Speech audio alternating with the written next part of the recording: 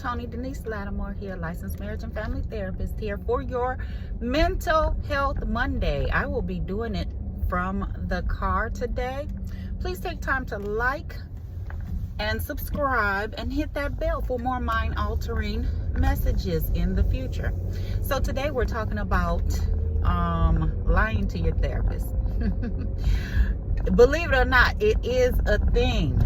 Like, some people in life have been just lying for their whole life. So if that's what you're coming into therapy for, then it's going to take a while. Probably, if you have been doing it your whole life, it's going to take a while for us to work on some tips and pointers and just implement a new way of thinking. Because, you know, if that's what you've been doing, it is just a lifestyle. And so to change a lifestyle, you know that takes some time.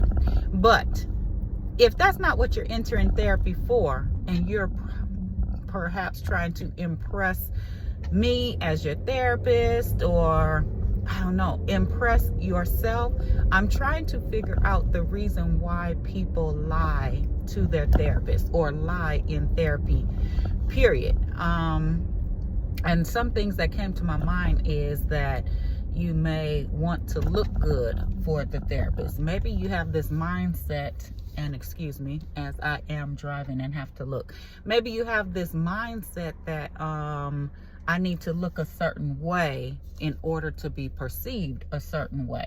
Here's the thing. Therapy is for you. One, you are paying your money or using your insurance to better yourself, or that's what most people come for, is so that they can become a better them, right? So what is the point of lying? Lying is just deceitful. You can't get better if you're lying about whatever it is that you are coming to therapy about. And then it's not for me to be the judge. So as a therapist, I do not judge what you say. Whatever you tell me is what I have to work from. And so I only have what you give me, right? So I don't know you. I have to get to know you. And a lie is going to lead to many lies. If you're telling one lie, it's going to lead to many lies, because you're trying to cover up constantly, because our relationship as therapist and client builds on top of each other. It's like math, like it continues to grow. So you're only going to grow from a liar's perspective, okay? So I would urge you, if you are lying in therapy or trying to look good to the therapist or to yourself, take time to process that. What's behind that? What is it that you're trying to accomplish by lying in therapy? Yeah, I'm here to help as the therapist, help you to accomplish your goals. It's not my goal, right? So I can only help you with what it is that you give me, okay? So remember that there is really no purpose in lying. Me as a therapist, I am not one to judge you. I provide a safe space, a real safe space, where you can come and share anything that's not reportable, right? Like if you murdered somebody, molested somebody, those things that are reportable. Anything else, we can have a great conversation. We can have a great discussion, and I can really help you to be able to process through whatever it is. You may be stuck. You may, just need some guidance. Everybody didn't grow up with guidance in their lives. And so whatever it is you're coming into therapy for, I can do that, as long as you are being transparent and honest about that. And so the transparency piece is one thing. Like, it's hard for people to be transparent when they haven't been practicing that in their life, right? And so transparency may take some time. It may take time for you to feel safe enough with me in order to be able to really process the things that you need to process, or to be able to open up enough to where you feel comfortable enough to where you can talk to me and allow me, to be in your life, to know that this is a person that I trust, this is a person that I feel safe with. We know that that's a process, right? It's building a relationship. So give me 1 second. I urge you to really think about that when you're in therapy, right? Try and be as honest as possible with yourself and with the therapist. Sometimes some topics are very difficult and tough to really deal with, or really tough to really process. And so I say, a lot of times I tell people prior to coming to therapy, know what you want to process. And then that gives you time to really work through, journal, write out some things that can help you to be able to disclose what it is that you need to disclose, because there are some topics, maybe some things dealing with trauma, or maybe some things that you may feel like you're embarrassed about, that may be tough topics for us to really deal with.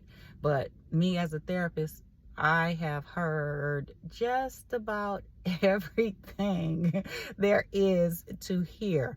And so I am not here to make you feel embarrassed, or to judge you, or make you feel guilty, or any of those things, right? Those are all things that we can process while in therapy.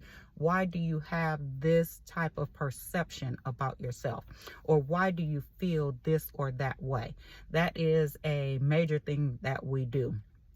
We deal with emotions. We deal with feelings. I feel this way because I look at myself this way because. And so those are limited beliefs.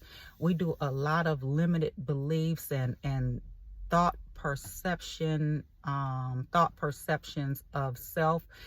Getting to the root of that, typically they come from childhood. And so we do a lot of work around that, around growing you up, right?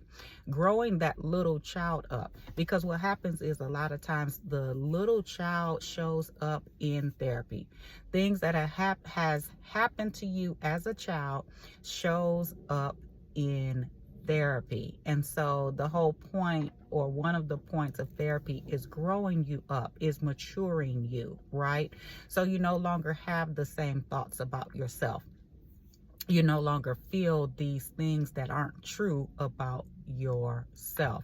So we go through a whole thing of really just rediscovering who you are. At the core of therapy, the thing we're processing is you, right? The thing that we're working on is you. Even if there's 2 individuals or 3 individuals or a family, or how many that's there, each person has to process their own stuff. So I tell people that the main thing, the main job, before you can be any benefit to anybody else, you have to be a benefit to yourself. So that is the whole core, the foundation of therapy, is working on you, becoming a better you, getting to know you. Sometimes you have to have, not sometimes, we all need some type of plan, possibly routine, putting ourselves on a schedule, working on ourselves outside of therapy, right? So therapy is a foundation. Therapy is a step.